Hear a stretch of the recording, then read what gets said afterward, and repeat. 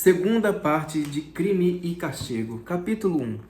Ficou assim estendido durante muito tempo. Às vezes despertava um pouco, e nesses momentos reparava que já era noite cerrada, mas não se lembrava de levantar.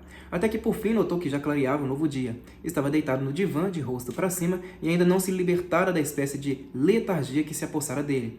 Vindo da rua, chegava com força até ele um alarido forte e tristonho, que aliás ouvia todas as noites junto da sua janela às 3 horas. Também agora o despertava. Ah, são os bêbados que saem das tabernas, pensou. Já são 3 horas. E de súbito deu um pulo, como se alguém o tivesse feito saltar do divã. O quê? Já 3 horas? Sentou-se no divã, e então se lembrou de tudo. De repente, no momento, lembrou-se de tudo. De início pensou que estava louco. Um frio tremendo se apoderou dele, um frio precursor da febre, que há alguns instantes já sentira durante o sono. Agora acometia-o também um tremor, seus dentes pareciam que iam saltar, e todo o seu corpo se agitava. Abriu a porta, apurou o ouvido. Em casa estavam todos num sono profundo. Atônito mirou a si próprio e passou o olhar por todo o quarto sem compreender nada. Como ele pudera entrar na noite anterior sem ter fechado a porta no trinco e deitar-se no divã não só vestido, como até de chapéu, o qual resvalara para o chão e ali estava caído perto da almofada? Se alguém tivesse entrado, o que havia de pensar? Que eu estava embriagado, mas... Foi até a janela, já havia bastante luz. A seguir, pôs-se a examinar-se todo. Dos pés à cabeça, todo o vestuário. Não teria vestígios? Mas assim seria impossível. Tremia com os calafrios da febre, mas despiu-se e tornou a revistar a roupa toda. Observou-a todo muito bem, fio por fio, dobra por dobra, e desconfiando de si mesmo, repetiu a operação por 3 vezes. Segundo parecia, não havia nada, somente nas bainhas das calças que formavam um rebordo, já se desfiando, ali é que havia umas manchas de sangue espessas. Pegou uma faca dobrável grande e cortou aquela franja. Pelo menos aparentemente não havia mais manchas. De repente lembrou-se que o porta-moedas e os objetos que tirara da arca da velha, tudo isso estava guardado no seu bolso. E ainda não se lembrara de tirá-los e de escondê-los. Não se lembrara deles, nem sequer quando, um momento antes, examinara o traje. Como podia ter esquecido assim? Tirou-os do bolso imediatamente e jogou-os em cima da mesa. Depois de ter despejado tudo ali e esvaziado os bolsos para ficar seguro de que já não tinham mais nada, levou tudo para um canto do quarto. Nesse canto, embaixo, havia um lugar de onde pendiam tiras do papel de parede do quarto. Escondeu tudo nesse buraco por baixo do papel. Pronto. Tudo para lá e o porta-moedas também. Pensou com alegria, endireitando-se e olhando rapidamente para o canto, onde se notava um volume. De repente murmurou, desolado. Mas o que eu fiz? Aquilo está escondido por acaso? É assim que se escondem as coisas?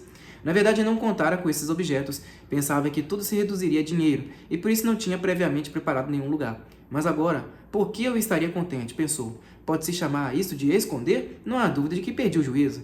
Extenuado, estendeu-se no divã e imediatamente um insuportável tremor o acometeu de novo. Maquinalmente pegou seu sobretudo de inverno de estudante, que estava dobrado em cima de uma cadeira, embora já todo esfarrapado, cobriu-se, e o sono e a febre voltaram a apoderar-se dele, e adormeceu. Passados 5 minutos, tornou a levantar-se de um salto, e atônito pôs-se a examinar outra vez o traje. Como eu pude adormecer de novo sem ter feito nada? Mas adormeci, e ainda nem desmanchei o nó debaixo da cava. Esqueci disso, seria um indício. Tirou o nó e apressou-se a rasgar o tecido em pedaços, que escondeu debaixo da almofada, juntando-os à roupa branca. Tiras de roupa branca não devem levantar suspeitas, pelo menos é o que parece. Repetiu de pé no meio do quarto e com uma atenção intensa, quase dolorosa, tornou a passar os olhos à sua volta sobre o chão e por todos os lados com medo de que tivesse esquecido qualquer coisa. A convicção de que tudo, até a memória, até o simples discernimento o tinham abandonado, começou a atormentá-lo de uma maneira insuportável. Será que já começou a expiação? Parece que sim, de fato. Na verdade, os pedaços que arrancara das calças estavam ali caídos no chão no meio do quarto, de maneira que qualquer pessoa que entrasse podia vê-los logo. Mas que me aconteceu? Tornou a exclamar absorto. Então, uma ideia estranha lhe atravessou o pensamento e a peça toda podia estar manchada de sangue, talvez tivesse até muitas manchas, mas que ele não as via nem as notava, porque o seu discernimento estava enfraquecido, nublado, o raciocínio obnubilado. De súbito lembrou-se também de que havia ainda sangue no porta-moedas, é claro. Tinha de ser, e no bolso também deve haver, pois meti nele o porta-moedas ainda úmido. Revirou o forro do bolso no instante, e assim era. No forro havia vestígios, manchas. Parece que ainda não perdi o juízo completamente. Parece que ainda conservo o raciocínio e a memória, já que pensei nisto e acertei. Pensou triunfante, respirando profundamente com gesto, aliás, e com gosto, a plenos pulmões. Trata-se simplesmente da fraqueza da febre de um delírio momentâneo. E arrancou todo o forro do bolso esquerdo das calças. Nesse momento, um raiozinho de sol iluminou a sua bota esquerda. Na ponta que assomava, notavam-se vestígios. Tirou a bota. De fato, há vestígios. A ponta da bota está toda manchada de sangue. Provavelmente pisara descuidadamente no charco. Mas o que farei agora com tudo isso? Para onde atirar esta meia, estes retalhos e o pano do bolso? Amarrou tudo isso na mão e ficou de pé no meio do quarto. Para o fogão? Mas o fogão será o primeiro lugar onde irão ver queimá-los? Sim, mas com quê? Nem sequer tem fósforos. Não, o melhor é sair e atirar tudo para qualquer lugar. Sim, é o melhor. Repetiu, tornando a sentar-se no divã. E imediatamente, agora mesmo, sem perder um minuto. Mas em vez disso, sua cabeça voltou a se reclinar na almofada. Outra vez sentiu um tremor insuportável, tornou a embrulhar-se no sobretudo. E a ideia de ir agora mesmo, sem perder tempo, por aí, a algum lugar, para desvencilhar-se de tudo aquilo, para desaparecer da vista de todo mundo o mais depressa possível, tornou a assaltá-lo a todo instante, durante muito tempo, durante algumas horas. Saltou várias vezes do divã, tentou levantar-se, mas já não podia. Até que finalmente um forte soco dado na porta veio despertá-lo. Vamos, abre! Estás vivo ou morto? Não fazes mais nada senão dormir, gritava Nastácia, batendo com os punhos na porta. Todo o santo dia dormindo como um cão. És um cão. Abres ou não abres? Já são 11 horas. Pode ser que não esteja em casa, disse uma voz de homem. Ora, é a voz do porteiro. Que estará ele fazendo aqui? Ergueu-se bruscamente e sentou-se no divã. Seu coração palpitava com tal violência que até o incomodava. Então quem fechou o trinco? Ensinou Nastácia. Agora deu para se fechar. Terá medo que o raptem? Abre, homem, acorda. O que será que eles querem de mim? Por que o porteiro está aqui? Já vamos ver. Abro ou me recuso? Azar. Endireitou-se e inclinou-se para a frente e abriu o ferrolho. O seu quarto era tão pequeno que podia abrir o ferrolho sem se levantar completamente do divã.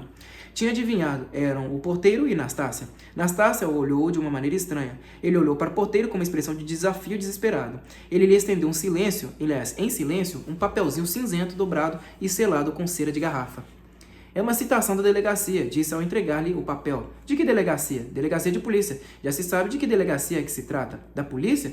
Mas por quê? Não sei nada sobre isso. Estão chamando o senhor e, portanto, tem de ir. Examinava o rapaz com atenção. Olhou depois à sua volta e deu um passo para se retirar. Mas será que não estás doente? A sério?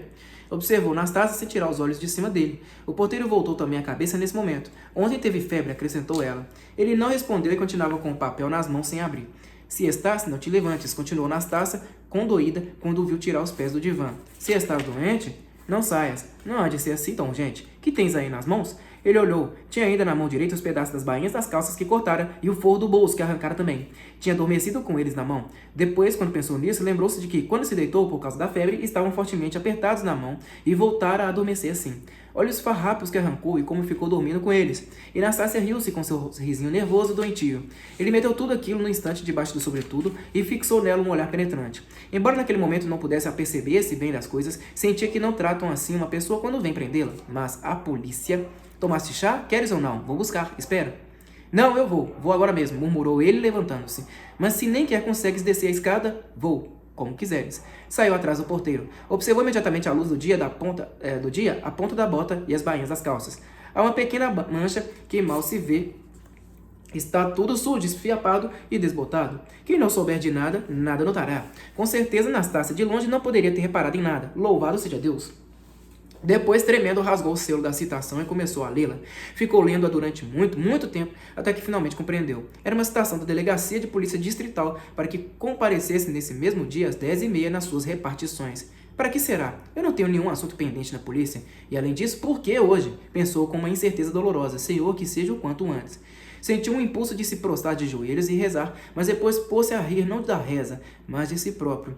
Começou a se vestir às pressas. Se me apanharem, apanharam. Tanto faz. Tenho de pôr esta bota, pensou de repente. Vou sujá-la ainda mais com o pó e todos os vestígios desaparecerão. Mas assim que a pôs, tornou a tirá-la, tomada de medo e de repugnância. Tirou-a, mas lembrando-se de que não tinha outra, tornou a pô-la. E começou a rir outra vez. Tudo isso é convencional, relativo, protocolos apenas. Pensou por um momento. Foi apenas uma ideia rapidíssima, e todo o seu corpo tremia. Tenho de calçá-la. Mas esse seu riso se transformou depois em desolação. Não tenho coragem. Diz para consigo. Seus pés tremiam. De medo, murmurou para si.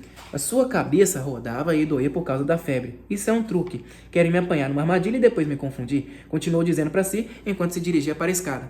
Pena eu estar com febre. Posso fazer uma bobagem qualquer. Mas na escada lembrou-se que deixara todos os objetos daquela maneira no buraco debaixo do papel e podia ser que na sua ausência desse uma busca por ali. Parou um momento para refletir, mas tal era o seu desespero e, por assim dizer, tal cinismo veio se apoderar dele de repente perante a ideia da sua perdição, que fez um gesto de indiferença com a mão e continuou seu caminho, contanto que acabe já.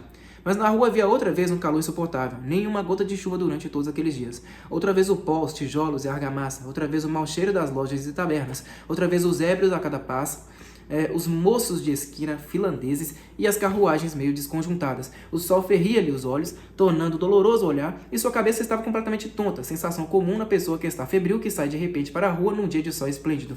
Quando chegou à esquina da rua da noite anterior, numa excitação dolorosa, deu uma olhada para aquela casa, mas desviou imediatamente o olhar. Se me perguntarem, pode ser que diga, pensou quando chegou à delegacia. Essa ficava a 40 verstas de sua casa. Verstas é a medida russa equivalente a 1067 metros. Haviam acabado de se mudar para um novo local, para o quarto andar de uma nova casa. Já estiveram uma vez no local anterior, mas há muito tempo. Quando atravessou a porta, viu uma escada à direita pela qual descia um camponês com um livrinho na mão. Deve ser o porteiro, com certeza. Deve estar na delegacia. E subiu as escadas. Não queria perguntar absolutamente nada a ninguém. Entro, me ajoelho e conto tudo, pensou, quando chegou ao quarto andar. A escada era estreita, íngreme e cheia de imundícies. As cozinhas de todas as moradias dos quatro andares davam para a escada e permaneciam com as portas escancaradas o dia inteiro. Por isso havia ali uma atmosfera horrível. Para cima e para baixo iam e vinham meirinhos com livros debaixo do braço, agentes da polícia e pessoas de um e outro sexo, visitantes. A porta da delegacia estava também escancarada. Entrou e parou no corredor. Alguns camponeses aguardavam ali também de pé. Ali igualmente havia uma atmosfera pesadíssima, e além disso o cheiro da pintura ainda fresca do andar pintado recentemente entrava pelo nariz e dava-lhe náuseas. Depois de ter esperado um pouquinho, julgou conveniente avançar um pouco mais até a sala seguinte. Todas as dependências eram pequenas e de teto baixo. Uma impaciência feroz o atormentava cada vez mais, mas ninguém reparava nele. Na segunda sala havia alguns empregados que escreviam sentados e que estavam um pouco mais bem vestidos do que ele, mas com as caras bastante estranhas. Dirigiu-se a um deles. Que deseja? Mostrou a intimação. O senhor é estudante? Perguntou o empregado depois de ter lido a citação. Sim, ex-estudante. O empregado olhou para ele, mas sem a mínima curiosidade. Era um indivíduo completamente desgrenhado e com um olhar fixo. Não deve saber nada sobre isso, porque ele é indiferente a tudo, pensou Raskolnikov. Dirija-se ali ao secretário, disse o empregado e indicou com o dedo a sala seguinte. Penetrou nessa sala, que já era a quarta, onde se viam umas pessoas mais bem vestidas do que as das outras saletas. Entre os visitantes havia duas senhoras, uma de luto, pobremente vestida, e estava sentada junto de uma mesa em frente ao secretário e escrevia alguma coisa que lhe ditavam. A outra, muito gorda, de cara corada e sardenta, mulher vistosa e um tanto quanto espalhafatosa no vestir, com um broche do tamanho de um pires de chá no peito, estava de pé, a um lado, e parecia esperar. Raskolnikov apresentou a sua papeleta ao secretário, que lhe deu uma olhadela e disse, queira esperar, e continuou a atender a senhora de luto. Ele respirou mais livremente, com certeza não é por causa daquilo. Pouco a pouco começou a recobrar o ânimo. Esforçou-se o máximo possível para não se desencorajar e manter a serenidade. Alguma tolice, a mais leve imprudência, e posso por tudo a perder. É pena que aqui falte o ar, acrescentou o ar. Minha cabeça continua rodando e o juízo também. Sentia que todo o seu ser estava horrivelmente transtornado. Tinha medo de não poder se dominar. Esforçava-se por se agarrar a qualquer coisa e pensar em algo completamente secundário, mas estava muito longe de conseguir isso. Aliás, o secretário interessava-o muito. Esforçava-se por adivinhar qualquer coisa acerca dele, deduzindo da sua cara, como se quisesse ler a sua expressão. Era um homem ainda muito novo, de uns 22 anos, embora sua cara morena e animada o fizesse parecer de mais idade. Vestido na moda com certa elegância, com o risco do cabelo até a nuca, muito frisado e untado, uma enorme quantidade de anéis nos dedos brancos e delicadíssimos e uma correntinha de ouro no colete. Trocara também 2 ou 3 palavras num francês muito aceitável com um estrangeiro que ali estava. Sente-se, Luísa Ivanovna. Sente-se, disse para a senhora do vestido espalhafatoso e cara corada e sardenta, a qual continuava de pé como se não se atrevesse a sentar-se, apesar da fila de cadeiras que havia ali.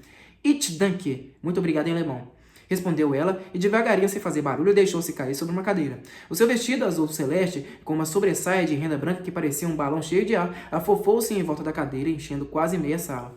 Espalhou-se pelo ar uma lufada de perfume, mas era evidente que a dama lamentava tomar conta da metade da sala e exalar um tal perfume, embora sorrisse tímida e descaradamente ao mesmo tempo, mas com visível inquietação. A senhora de luto acabou finalmente e preparou-se para levantar-se. De repente entrou um oficial com um certo barulho, muito fanfarrão, e movendo os ombros a cada passo deixou o gorro de roseta em cima da mesa e sentou-se num cadeirão. A dama vistosa levantou-se de um salto assim que o viu e fez-lhe uma reverência com uma certa solenidade especial, mas o oficial não lhe deu a mínima atenção e ela não se atreveu a sentar-se na sua presença. Era o ajudante do delegado de polícia e tinha um bigode ruivo comprido que se esticava horizontalmente dos dois lados e feições muito finas, mas sem nada de particular, a não ser um certo ar de superioridade indescritível. Olhou de soslaio e mal-humorado para o Raskolnikov. O seu traje por si só já era bastante repugnante, mas apesar da sua humildade não parecia de acordo com a sua indumentária. Por inadvertência, Raskolnikov pôs-se a olhá-lo de frente e durante muito tempo que acabou por ofendê-lo. Que desejas? Gritou-lhe com certeza, admirado de que semelhante maltrapilho não pensasse sequer em desviar os olhos dele perante o seu olhar fulminante. Fui chamado com uma intimação, respondeu Raskolnikov conforme pôde. O caso do estudante, por causa de uma reclamação de dinheiro, apressou-se a dizer ao secretário, deixando por um momento a sua papelada. Olhe, e mostrou uma pequena caderneta a Raskolnikov, apontando-lhe um ponto determinado. Leia! Dinheiro? Que dinheiro? Pensou Raskolnikov. Mas certamente não devia se tratar daquilo. Estremeceu de alegria. De repente sentiu um alívio e um peso sair de cima do seu peito. Mas a que horas o senhor foi citado? Gritou o tenente, cada vez mais ofendido, e você sabe por quê? Disseram-lhe às 10 e já são 11. Há um quarto de hora que me entregaram a citação, respondeu Raskolnikov em voz alta e forte também, de repente, inesperadamente, acalorando-se e sentindo até uma certa satisfação. Fiz um grande esforço para vir, doente como estou, com muita febre. Faça o favor de não gritar. Eu não estou gritando, estou falando com uma voz tranquila. O senhor é quem está gritando. E eu sou estudante e não permito que gritem comigo. O ajudante ficou tão furioso com aquilo que no primeiro momento não pôde dizer nada e apenas alguns perdigotos seus saíram dos lábios. De um pulo levantou-se do seu lugar. Faça o favor de se calar, está na delegacia, não seja mal criado. O senhor também está sendo, gritou Raskolnikov, e além de gritar, fuma. Isso é falta de respeito a todo mundo. E depois de tudo isso, Raskolnikov sentiu um prazer enorme. O secretário olhava para ele e sorria. O fogoso oficial estava visivelmente desconcertado. Isso não é da sua conta, gritou finalmente com uma voz exageradamente forte. Faça o favor de prestar a declaração que lhe pedem. Faça o favor, Alexander Grigorievich. Mostre a ele. O devedor não paga e ainda por cima se vangloria. Mas Raskolnikov já não o escutava e pôs-se a ler o documento avidamente, procurando o mais depressa possível a solução do enigma. Leu uma vez e outra, mas não o compreendia. O que quer dizer isso? Perguntou ao secretário. Quer dizer que alguém reclama. O dinheiro que o senhor deve é uma reclamação. O senhor fica obrigado a pagar essa quantia com todas as custas e demais despesas, ou a declarar por escrito quando poderá pagar, comprometendo-se ao mesmo tempo a não se ausentar da cidade enquanto não tiver paga a dívida e a não vender nem ocultar os seus bens. Quanto ao credor, tem o direito de vender os referidos bens e de agir com o senhor, segundo as normas da lei. Mas eu não devo nada a ninguém. Isso já não é conosco. Entregaram-nos uma letra de câmbio, cuja data já expirou, protestada, no valor de 115 rublos, entregue pelo senhor à viúva do assessor do colégio Zarnitsina, há 9 meses, e apresentada para pagamento ao conselheiro da corte, Krebarov. Pela referida viúva, nós a chamamos para obter a sua declaração. Mas trata-se da minha senhoria. E o que tem que seja sua senhoria? O secretário olhou com um sorriso de desprezo e de dó, e ao mesmo tempo com certo orgulho, como um novato que começara a aprender à sua custa o que é ser caloteiro. Parecia querer dizer, que te parece? Mas o que importavam a ele agora, a letra de câmbio e a reclamação, nada disso tinha agora interesse para ele e nem sequer merecia sua mínima atenção. Estava de pé, lia, escutava, respondia, fazia até perguntas, mas tudo maquinalmente. O orgulho de ter escapado, de ver-se livre dos perigos recentes, eis o que absorvia nesse instante o seu ser, sem previsão, sem análise, sem futuros enigmas nem adivinhações, sem dúvidas nem interrogações. Era um momento de plena independência, de uma alegria puramente animal. Mas nesse momento aconteceu na delegacia alguma coisa tão fulminante como a queda de um raio ou o estampido de um trovão. O tenente, ainda enfurecido por aquela falta de respeito, encolerizado e desejando pelo visto recuperar os esforços da sua periclitante altivez, lançou-se com toda a sua ira sobre a infeliz senhora espalhafatosa, que estivera a contemplá-lo desde que entrou sem tirar os olhos de cima dele com um sorriso muitíssimo estúpido. És tu! Gritou de repente com toda a força dos seus pulmões. A senhora de luta já havia saído. Pode me dizer o que aconteceu ontem em tua casa? Dando escândalo outra vez e sendo a vergonha de toda a rua? Outra vez brigas e bebedeiras? Queres que te mande para uma casa de correção? Pois eu já te disse, já avisei 10 vezes anteriormente que na próxima te poria as mãos em cima. E tu voltas outra vez na mesma. Raskolnikov até deixou cair o documento das mãos e ficou olhando para a vistosa senhora, a quem ralhavam com tanta sem cerimônia, mas não tardou a perceber do que se tratava. E depois toda essa história acabou por diverti-lo. Escutava com satisfação e até sentia vontade de rir. Seus nervos estavam em uma grande tensão. Ilya Pietrovitch, começou o secretário solícito, mas deteve-se para dar tempo, pois não era possível conter o enfurecido tenente, senão pegando-lhe pela mão, como eu sabia por experiência própria. Quanto à senhora vistosa, a princípio pôs-se a tremer perante aquela tempestade.